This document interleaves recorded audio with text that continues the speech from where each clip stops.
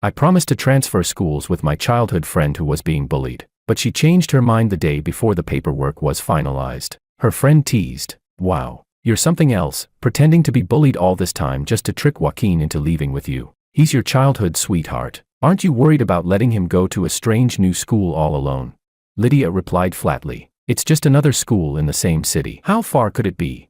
I'm tired of him sticking to me all the time. This works out perfectly." That day, I stood outside the door for a long time, then finally turned away. On the transfer application, I crossed out third high school of City C and replaced it with the foreign school my parents wanted me to attend. Everyone forgot, between her and me, there had always been a gap as wide as the clouds and the mud. Chapter 1. The moment I heard the truth, my heart trembled violently. For the past month, Lydia had been beaten, framed, and humiliated countless times. I tried my best to protect her, but I couldn't always be there in time. Finally, when I couldn't stand it anymore, I suggested she transfer schools. At that time, Lydia had just been doused with ice water. Her delicate face was pale and pitiful. She grabbed my hand helplessly. "Joaquin, I'm scared. I don't dare go to a strange place alone." Lydia and I had been childhood friends since kindergarten, always going to and from school together for over 10 years. And deep down, I'd quietly fallen for her. So I blurted out without thinking, "Don't be afraid. Wherever you go, I'll go with you." But only now did I realize, all of it had been an elaborate act to get rid of me. I couldn't help but wonder, did Lydia really hate me that much?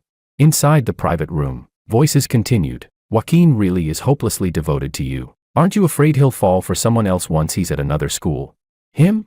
Lydia let out a mocking laugh, as if she'd just heard the most ridiculous joke in the world. "He stopped a whole group fight for me. Even when he got beaten black and blue, he didn't back down once. You think he'll suddenly stop liking me?" Someone muttered, "But what if? Joaquin doesn't seem like someone to mess with." Lydia's tone turned lazy. "There are plenty of pretty girls at First High. Have you ever seen him look at anyone else?" Her voice carried a trace of disdain. "All he ever does is follow me around. He's even clingier than a loyal puppy." The room erupted into sharp laughter, each sound like a slap across my face. I wanted to leave, but my feet felt rooted to the ground. I listened, and hurt. Someone clicked their tongue in amusement. "First time I've seen someone personally push away a guy who adores her." "Respect, girl. But if you don't like Joaquin following you around, why not just tell him directly? He doesn't seem the type to pester anyone." Lydia made a small sound of annoyance. "Joaquin's too overbearing. If I told him outright, it wouldn't be that easy to make him go." Then her tone shifted. "Besides, Oliver feels insecure whenever he sees Joaquin. He only feels better when I'm with him. For Oliver's sake, I had to do it this way. Joaquin will just have to be wronged for a while." The room fell silent for a second, then everyone understood. By the timing, Lydia had started pretending to be bullied just a week after Oliver transferred to First High. Someone laughed and said, "Damn, girl, you move fast. The new little puppy-faced boy just arrived and you already have your eyes on him." But Oliver is adorable, gentle, delicate. Any woman would be drawn to him. Unlike Joaquin, cold and distant all the time. He might be handsome, but that icy attitude ruins it. Their comments about me rose and fell like waves, crashing over and over again. And Lydia, the girl I had secretly loved for years, didn't stop them. She didn't deny anything. Sometimes, she even agreed. Standing outside the door, my heart sank deep into a dark abyss, empty, suffocating, and heavy with pain. For a moment, I wanted to fling the door open and demand answers. Ask her why she deceived me. Ask if she felt even a shred of guilt when I got beaten protecting her. Ask if she'd ever thought about our 10 years of shared memories. But then my mother's words echoed in my ears, "Don't do unnecessary things. People don't rot overnight." I turned around and walked away from that room. Chapter 2. The pain came quietly, in fine, piercing threads, delayed but deep. At first, I didn't think I'd feel this heartbroken. Being betrayed by a friend, well, that's something people eventually move past. But the one who crossed that line of friendship first was Lydia. The day we decided to transfer schools together, she dragged me to a bar to celebrate our so-called freedom. Under dim, hazy lights, I looked at the girl I'd secretly loved for years. My mind drifted. So when she leaned in and kissed me, I didn't push her away. All the feelings I had buried for so long erupted in that instant, wild and unstoppable. Unable to restrain myself, I asked softly, "Lydia, what are we now?" Lydia smiled indulgently and kissed my forehead again. "Silly, what else could we be?" The private room burst into cheers, loud and warm, just like the rush of emotion flooding through me. I never imagined that only 2 days later, I would hear Lydia herself shatter my illusion. I laughed, but the tears came on their own, slipping down uncontrollably. So that vague, teasing answer of hers back then was just part of the act to drive me away faster for Oliver's sake, wasn't it? The wind chime in my bedroom swayed and jingled softly, drying my tears bit by bit. My broken heart began to piece itself back together. Lydia Lin was wrong about one thing. She might be the illegitimate daughter of the Lin family. But I am the sole heir of the Chan family. We were never meant to be close, because we don't belong together. The transfer form in my hand was soaked with my tears, the ink bleeding and smudged, looking as dirty as I felt. But that's fine. If one sheet gets ruined, I can always replace it with a clean one. The Chan family never runs out of replacements. I printed a new application. When I reached the Section 4 transfer destination, I paused and called my mother. Mom, that school abroad you mentioned, which high school was it again? Yes. I'll go alone. The wind chime rang again, crisp and clear, as if celebrating with me. I closed my eyes. This time, the face before me wasn't Lydia's. It was another woman, one who resembled Lydia slightly, but was softer, gentler, and far more genuine. She smiled at me the same way she had 2 years ago, with calm certainty in her voice. Joaquin, one day, you'll give up on Lydia and choose me. Back then, I thought she was joking. Now, I whispered in my heart, Lydia, I really don't want you anymore. When I finished filling out the new form, I exhaled deeply. For the first time, my heart felt calm. Then, someone knocked on the door. I froze. This house had always been mine alone. The only person who knew the passcode was. I opened the door. As expected, it was Lydia. Her voice was as soft as ever. Joaquin, you haven't come to say goodbye to everyone. I was worried about you. I forced my tone to stay even. My stomach doesn't feel well. I'll skip it. Just as I was about to end the conversation, something in the corner of my eye caught my attention. A thin, fragile figure standing beside Lydia. Oliver. The moment our eyes met, he flinched. Lydia watched his every move closely, then immediately drew him into her arms as if to shelter him. Joaquin, you scared Oliver, she said. There it was again. Oliver always put on that fragile act, like I was some irredeemable villain who bullied him. But I hadn't done anything. My expression turned cold. I told you, I don't like people coming to my house. Lydia frowned slightly, displeased. Oliver isn't an outsider, and he only came because he's worried about you. Before I could protest, Oliver's eyes reddened. Joaquin, I'm sorry. I know you've always looked down on me, but I do shower every day. He looked so aggrieved as he added, I won't make your house dirty. At Lydia's words, she knitted her brows and looked at me with disapproval. Joaquin, Oliver's just from a poor family, but he's not as terrible as you imagine. You treating him like that really disappoints me. Oliver tugged Lydia's sleeve cautiously, forgiving and understanding. Lydia, it's okay. Don't fight with Joaquin. He sniffed and offered a small, wrong but stubborn smile. After all, Joaquin said you two are childhood friends.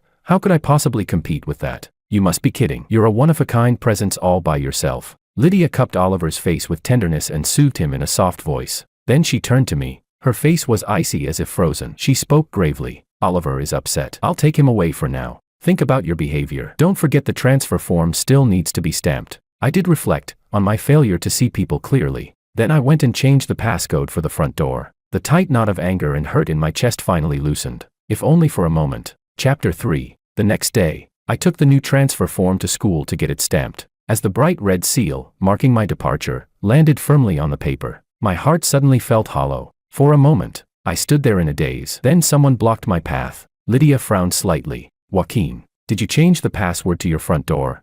After I sent Oliver home yesterday, I went straight to your place, but the door wouldn't open at all. I cut her off, my voice calm. Yes, I changed it. She looked displeased, as if nothing had happened, and asked with her usual false warmth. What's the new password? I can come take care of you. That won't be necessary, I replied evenly. I won't be living there after I transfer. Lydia's gaze dropped to the folded form in my hand. Her expression flickered, like she'd just remembered something. Oh right, I forgot about that. Don't worry, Joaquin, I'll come by tomorrow to get mine stamped too. It had been a long time since we'd walked and talked like this. Ever since Oliver transferred to First High, moments like this had grown rarer and rarer. I closed my eyes briefly, letting myself feel the dull ache of attachment before I spoke, testing her tone. Between us, what's there to worry about? Lydia stayed silent for a long moment. Then suddenly, she said, Joaquin, actually Before she could finish, Oliver appeared behind her, his arms full of notebooks. Lydia, you said you'd help me study. Why'd you disappear? He handed her the notebooks, smiling playfully. I saw your tutoring plan already goes 2 months ahead, so I brought the study materials that match. He winked. You don't mind me peeking, do you? How could I? Lydia forced a smile, stealing a nervous glance at me, but when she saw I didn't react at all, disappointment flashed across her face. So, while you were pushing me away, you were already making plans for a future with someone else. A future that never once included me. I forced myself to stay composed, though the bitterness inside spread like strong wine, slow, burning, endless. I clenched my palm hard, grounding myself. You two talk. I'll head out first. Oliver turned as if he'd just noticed me, pretending to be startled. J. Joaquin, are you upset because Lydia's been studying with me? But I come from a poor family. I don't have the resources you do. His voice broke again, pitiful as ever. I didn't want to keep playing along with his performance. My tone turned cold. Move. Whatever hint of guilt Lydia had in her eyes vanished. She grabbed my wrist, anger flaring. Joaquin, what kind of attitude is that? Without warning, she yanked me toward Oliver and shouted, apologize to him. Inside me, the last clean corner of my heart shattered into dust. This time, I didn't hesitate. I raised my hand and slapped Lydia hard across the face. Lydia, I said, my voice low and trembling with fury, the one who should apologize is you, but not to Oliver, to me. Chapter 4. I began packing away all the things Lydia had given me over the years. The tie, her gift for my 18th birthday. I wore it to school once. Not long after, I saw Oliver wearing the exact same one around his neck. He'd blushed and said shyly, Lydia said, whatever someone else has, I'll have too. The limited edition figurine, only the box was left. Lydia had taken the figurine itself, saying she liked the scent of my cologne that lingered on it. But the very next day, I saw it sitting on Oliver's desk. Then there were the custom leather shoes from my coming-of-age ceremony, the indigo-scented diffuser. Everything I thought was unique, something only I had already been shared with someone else. No, not even shared, given away, preferentially. I thought of how tenderly Lydia treated Oliver, her endless indulgence toward him. A cold, bitter smile curved at my lips. If that's how it is, then these things have no reason to exist anymore. I booked a flight for the next day, ready to spend one last quiet night before leaving. But at 2 a.m, my phone rang and dragged me out of sleep. Half asleep, I pressed accept. For a while, there was only silence. Then Lydia's voice came through. Joaquin. I'm sorry. In an instant, my mind cleared. If she was finally ready to tell the truth, Lydia's tone turned heavy. Oliver hurt himself. I can't just leave him alone. So I'll have to delay the transfer for a while. The heart I'd lifted so high crashed to the ground. Pathetic. Ridiculous. I wanted to ask her, then what about all the pain I suffered because of your lies? But Lydia kept talking. Joaquin, apologize to him. I thought I misheard. What did you say? Her voice grew firm. You should really apologize to Oliver. Can you honestly say his self-harm has nothing to do with you? For a moment, I had no words, because I suddenly understood. When Oliver was around, anything I said would always be wrong. Lydia's voice turned cold, like ice. Joaquin, you've really disappointed me. If you just apologize, I can pretend none of this ever happened. 2 months from now, I'll go to the new school with you. Are you really going to be this stubborn, throwing away all these years of feelings?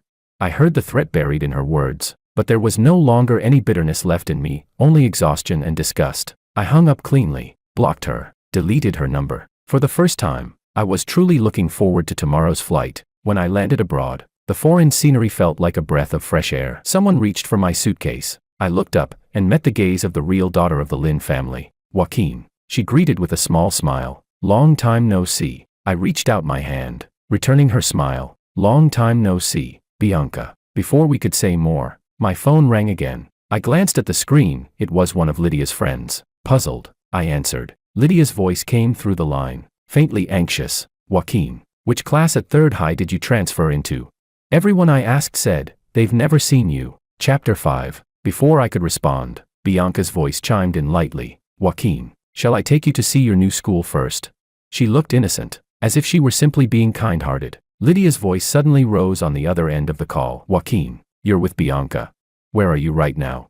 I held the phone a little farther from my ear, realizing for the first time how shrill Lydia's voice could sound. Where I am, I said coolly, has nothing to do with you. It was as if she didn't hear me at all. Her voice trembled with disbelief. You went to Bianca, just to spite me. To make me angry. You'd even go find that kind of woman. Her words grew uglier with each sentence until I couldn't stand it anymore. Enough, I snapped. Drawing a deep breath, I said firmly, Lydia, the only person who's truly disgraceful is you. That sentence. I finally returned to her. Don't call me again. Whatever we had, it ends here. I hung up, blocked her number, deleted it for good. The world went quiet. Sorry you had to hear that, I said to Bianca, my tone softening, but Bianca only smiled faintly. Then make it up to me with dinner. She winked playfully. Consider it my thank you gift. I exhaled and smiled back politely. Of course. The two Lin sisters, what a striking contrast they were. When Mr. Lin had his affair and the mistress gave birth to Lydia Lin, the original Mrs. Lin acted with thunderous precision. She took more than half the Lin family's fortune, divorced immediately, and left with her daughter, the brilliant young Bianca Lin. Afterward, Bianca changed her name to Bianca Sun, her mother's surname, and settled abroad. My mother had always admired the two of them. She'd often say that after Mrs. Sun left, the Lin family went downhill fast. The Lin heiress title that Lydia flaunted was nothing but an empty shell. Whenever the topic came up, my mother would sigh. Our Joaquin's too soft-hearted. Of all people, he had to fall for Lydia. Back then, I'd only felt pity for Lydia, thinking she couldn't choose whether she was born to the wife or the mistress. I was grateful that my mother respected my choice. Only now did I realize, parents really do see farther than we do. The sea breeze brushed against my face, scattering my thoughts. I glanced at the road ahead and raised an eyebrow. This doesn't look like the way to a restaurant.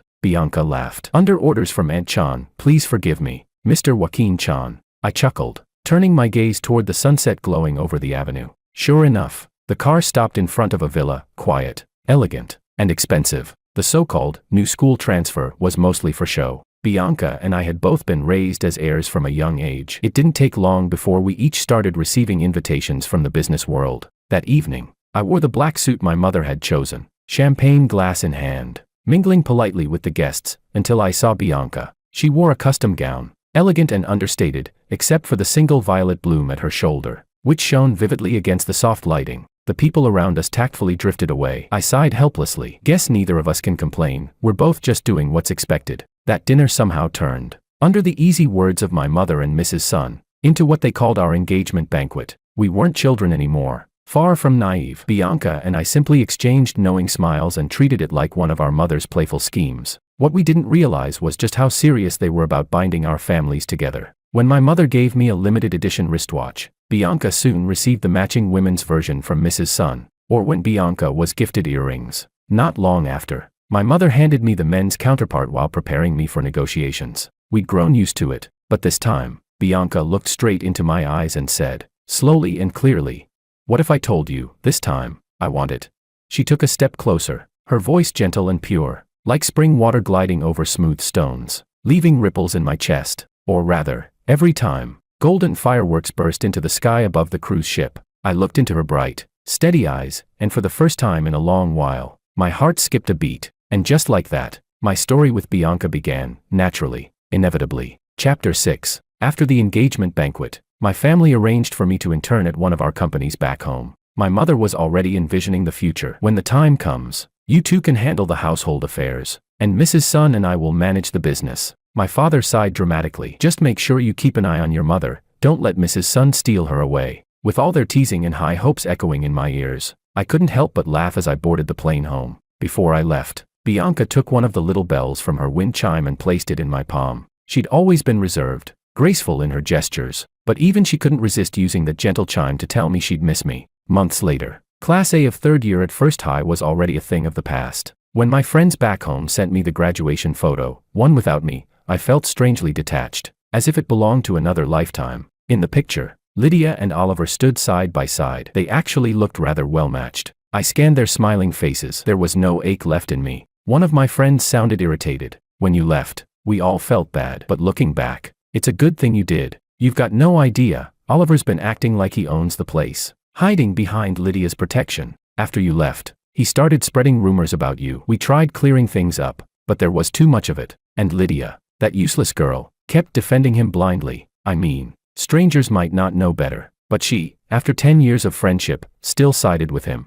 I sighed and typed back, maybe in her mind, I've never been a good person, then frowned slightly. I remember Oliver never used to be this bold. My friend jumped on the chance to vent and sent me a flood of screenshots. See for yourself. They were all from Oliver's social posts. The first one read, "Luckily, because of you, my coming-of-age ceremony wasn't as pitiful as everyone else's." 2 photos accompanied it. In one, Lydia was kneeling to tie his leather shoes with tender focus. In the other, a supposed class photo captured me in the corner, sweaty and exhausted. I remembered that day. I'd been busy running the ceremony as part of the student council. Oliver must have gone out of his way to catch me looking disheveled. The second post, she told me to forgive her helplessness. Next time, she'll give me a new figurine. My girl, I'd never blame you for that arrogant, overbearing person. The photo showed a familiar limited edition figurine, missing the exclusive packaging that had once been mine. The third post, her restraint is her greatest charm. My girl, after exams, please stop letting the indigo diffuser put you to sleep. The picture captured the corner of that very same indigo-colored diffuser. I scrolled through them with growing disbelief, until the last post made my finger freeze mid-swipe. Now, I belong entirely to you. The attached photo, a blood-stained bedsheet. A message popped up from my friend. He's been bad-mouthing you on social media for ages, making you out to be the third wheel. Like he and Lydia had something going on all along. Didn't expect you not to care at all. Ha ha ha. I smiled faintly. It wasn't exactly a lie. Lydia had just wanted the double satisfaction of being adored by both of us. After graduation, he even drugged her. That caught my attention. He went that far? Yeah. My friend replied angrily. It caused a huge scene. Now that he's got a legitimate claim, Oliver's been strutting around like he owns her. Still, posting a bedsheet photo. That's seriously low. I bet Lydia regrets it now. I typed back calmly. Thanks for clearing my name. Don't worry, if anything like this happens again, I'll let my lawyer handle it. We chatted idly for a while longer before my friend sent one last message. It's good you've really moved on. Lydia's not worth it. I stared at the screen for a moment, then replied simply, yeah. There was truly nothing left to feel. The girl I had once loved so deeply was now just another passing topic in small talk. Time, indeed, heals everything. Chapter 7. The company's headquarters was in the same city, so I decided to drive home to pick up some files. My mother had bought me a small villa with a garden, so you'll live comfortably, she'd said. I unlocked the gate, but before I could enter, something made me freeze. Someone was sitting in the hallway by the door. She turned her head, and I was met with a pair of red, swollen eyes. My brows knitted. Lydia, how did you get in here? Then I noticed her knees, bruised and scraped. You climbed over the gate to get in, I said sharply. What's wrong with you? She stared at me without speaking for a long time, then suddenly murmured, Joaquin, you've lost weight. I didn't understand what she was trying to do with that absurd greeting, so I turned to leave, but she lunged forward and threw her arms around me, so tight it felt like she wanted to crush my bones. Fortunately, my training wasn't for show. I pried her off immediately and wiped my arm in disgust. Lydia, have some self-respect. She laughed bitterly. You're telling me to have self-respect, Joaquin. You and Bianca, don't tell me you didn't do everything already. What right do you have to lecture me? Her voice cracked, rising into a near scream. Do you even know how long I searched for you? I was going insane. I slapped her, hard, without hesitation. Watch your mouth. I looked at her, still trying to cling to me, and exhaled slowly. I went abroad. Lydia, isn't that exactly what you wanted? You faked being bullied. Let me take the beatings and humiliation for you. What? The plan worked and now you're not happy. The color drained completely from her face. Her lips trembled as she stared at me, speechless. Why you knew. Joaquin, I can explain. I shrugged. But I don't accept explanations. Then, with deliberate calm, I leaned closer. My gaze shifted to the doorway, where Oliver had just appeared. I lowered my voice, just enough for both of them to hear. You posted that bloody bedsheet photo yourself, I said softly. What makes you think you have the face to show up here again? Lydia, you really are pathetic. I turned and walked inside, calling one of my nearby bodyguards to remove them both from the property. As I passed the window, a shout pierced the air outside. You useless piece of trash, you've embarrassed me completely. A sharp slap followed, loud even through the soundproof glass. Out of the corner of my eye, I saw Oliver clutching his cheek, crying. I pulled the curtains closed and sent Bianca my routine message. Busy right now. Miss you. Chapter 8. The next time I saw Lydia was at a welcome dinner my friends had arranged for me. We were all adults now, and conversations in our circle had shifted naturally toward business, partnerships, and investments. The lights were soft, the wine pleasantly sweet, the atmosphere surprisingly comfortable. I ended up staying longer than planned, until an uninvited guest walked in. The room went oddly silent for a moment. One of my friends tugged lightly at my sleeve and whispered, Joaquin. No one invited her. I nodded. I already knew. My friend sighed in relief, then muttered with thinly veiled disdain. That pair's like a bad smell in our circle now. The family's gone downhill, and their behavior's even worse. Especially Oliver, he treats Lydia like some prized possession. Paranoid about every man who looks at her. I tilted my head slightly. Sure enough, Oliver followed right behind Lydia. When he noticed my gaze, he flinched instinctively, then glared at me hard, a pathetic attempt at intimidation.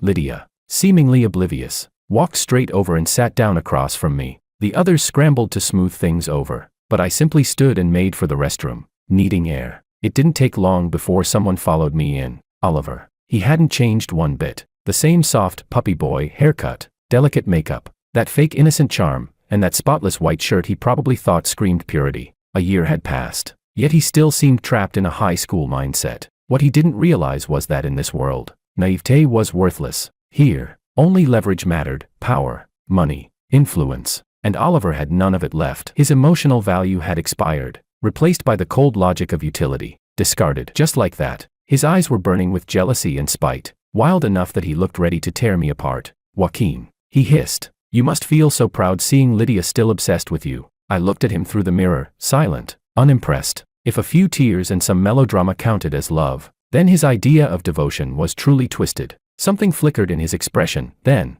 disturbingly, he smirked. But you don't know, do you? Your little transfer back in high school, Lydia planned that. She wanted me to stop seeing you, so she set you up. She was never bullied at all, and you got beaten up trying to protect her. Ha ha ha. I didn't react because, honestly, there was nothing left to react to. Yes, nothing. Whether it was Lydia or Oliver, both were already part of a life that would keep receding further and further behind me, and I was certain I would outgrow them, leave them both so far behind they'd never catch up again. Oliver's face twisted in frustration. What's that look? Why aren't you angry? What are you so damn superior about? What gives you the right to act so high and mighty, just because your family's rich? You're nothing but a spoiled waste who couldn't even keep a woman. His voice rose, trembling with fury, and he lifted his arm as if to strike me, but before his hand could land, someone grabbed his wrist midair and flung him aside. Bianca stepped in front of me, tall and composed, her tone as cold as her expression. For insulting and attempting to assault my fiancé, she said evenly, I've recorded everything. You can explain yourself at the police station. She turned slightly, eyes sharp as glass. Whatever you have to say it there. I couldn't help it, a quiet laugh escaped me. She had clearly dressed carefully for the evening, her outfit matching mine down to the subtle details, the cufflinks, the tones of black and silver, childish but endearingly so. The police arrived quickly, sirens echoing faintly outside the building. When I didn't return for some time, my friends came to check on me, just in time to see Oliver being shoved into the back of the police car. He thrashed and screamed, his voice hoarse. Who do you think you are? My wife is Lydia Lynn, the only daughter of the Lynn family. Let me go. I need to see my wife. Everyone exchanged knowing looks and turned their eyes toward Lydia. She stood there, watching the men she'd once coddled and defended being taken away, and did absolutely nothing. No tears, no protests, just calm, detached silence, the perfect picture of self-preservation. I looked at her one last time, and in that moment, the bright, youthful girl from my past collapsed completely into ruin. Chapter 9. By the time we finished giving statements at the police station, it was already late, so I took Bianca straight back to my place. The next morning, when I opened my eyes, breakfast was already laid out on the table. Leaning against the doorframe, I watched her washing dishes with quiet focus. So domestic, aren't you? I teased. She turned, brushing a strand of hair behind her ear, and replied with a playful pout. I don't even have an official title yet. I've got to act a little domestic, don't I? Leave a good impression on my man. Otherwise, what if he gets mad one day, and doesn't want me anymore? She tapped my nose lightly, half joking, half serious. I couldn't help but chuckle, thinking about how my friends had stared at her last night, wide-eyed and whispering, practically glowing with gossip. I scrolled idly through my phone, until a headline made me pause and laugh out loud. Want an official title? I said, turning the screen toward her. Well, here it comes. Too bold. Sensationalized headlines blazed across the trending list. Chan Air's scandalous conduct, allegedly seduces a married woman. Heir of Chan Group exposed for keeping unknown woman overnight. Both lined up perfectly, deliberate, vicious. Whoever had planted them wanted to destroy me completely. But Oliver clearly didn't realize one thing. Private villas always have surveillance cameras. Before the rumors could spread too far, a video surfaced online. It clearly showed the so-called Lynn heiress clinging to me and refusing to let go while I pushed her away and left. Public opinion flipped instantly. The narrative shifted, so he was the one being harassed. Though skepticism still lingered. Okay, but what about the chaotic private life part? He's so young to be an executive at Chan. Who knows which powerful woman he's really staying with? Bianca, meanwhile, was furiously trying to verify and register an official social media account. Her expression so serious it made me laugh. There's no rush, I said, amused. As she fumbled through security codes, ignoring me, she leaned over, pressed a quick kiss to my forehead, and said softly, you shouldn't have to be smeared by anyone's words. A notification chimed. Ding. You've been followed by Bianca. I glanced down. Oh, verified account, official seal and everything. Seconds later, her new account posted its first public statement. Hello everyone. On behalf of the Sun Group, I'd like to thank our company's future boss for giving me shelter last night. At Joaquin. The internet froze for a moment, and then exploded. Bianca looked up at me, eyes wide, face the picture of innocence. I sighed, and leaned down to kiss her lips. Chapter 10. The alliance between Chan Group and Sun Group advanced steadily. 3 years later, Bianca Sun and I were married. The wedding took place in a quaint, old European town, a place where every house had colorful wind chimes hanging by the windows. When the wind passed, they rang with soft, clear notes, like the sound of countless sincere blessings. As the ceremony drew to a close, someone handed me a gift. No name was written on the card, but the Lin family's seal was unmistakable. After Bianca officially took over the Sun Group, she had launched a full-scale corporate assault on the Lin family. If the Lins had already been a collapsing mansion after Sun Madam's departure, then under Bianca's hands, what remained was nothing more than rubble and dust. The family that betrayed her mother, Bianca would never forgive them, and I had no hesitation in helping her. In fact, I was even harsher. By now, the Lin name no longer carried any weight in our circles, and those who had once betrayed me, I would not forgive either. So when I received Lydia's congratulatory gift, I was genuinely surprised. Opening the box, I found an exquisite purple diamond ring, radiant, breathtaking, and hauntingly familiar. A forgotten memory from when I was 18 suddenly resurfaced. It was after a mock exam, when I had stayed behind to go over Lydia's mistakes with her. Back then, my whole world revolved around her. I was explaining problems, but in my head, I was dreaming of a future that had her in it, and she wasn't paying much attention either. Her gaze lingered on me, soft and sincere, not yet tainted by pretense. "Joaquin," she'd asked quietly, "what kind of ring do you like?" The question was far too early for our age, and we both flushed bright red. After a moment, I managed to answer in a low voice. "Purple. I've always liked purple." Lydia had smiled faintly. I'll remember that." The cicadas were singing in the background, that lazy summer hum, and for a fleeting second, I thought about eternity. Bianca's voice snapped me back to the present. Her company's already in ruins, and she still sent a purple diamond. Must have emptied the last of her savings. It was rare for Bianca to sound so cutting. I chuckled, watching her face cloud over with that quiet possessiveness. "Donate it," I said lightly. The ring slipped easily from my fingers into hers, because the truth was, the purple wind chime had come to me long before the ring ever did. Back when Bianca was 16, still a little awkward, still untouched by the business world, she had returned home briefly to assist her mother with some affairs. By chance, she visited the Lin estate and saw the boy who lived next door. By chance, she overheard his mother saying fondly, "Our Joaquin loves the color purple, doesn't he?" And by chance, she had smiled and thought, "That's perfect. Purple is elegant, it's my favorite color too." So, on a whim, Bianca had stayed 2 extra days. She'd even sent for a purple wind chime from overseas. In those 2 days, she witnessed everything. How the Lin family's illegitimate daughter deliberately hurt herself to gain sympathy. How that same boy, kind and naive, grew increasingly protective of her. And in Bianca's heart, a small, fierce seed called envy began to take root. The day she left, she impulsively went to knock on the boy's door and gave him the wind chime. She couldn't hold herself back and ended up saying something rude. 16-year-old Joaquin just stood there, not angry at all. He only said softly, "Have a safe journey." Later, life was calm and clear, no regrets in this lifetime.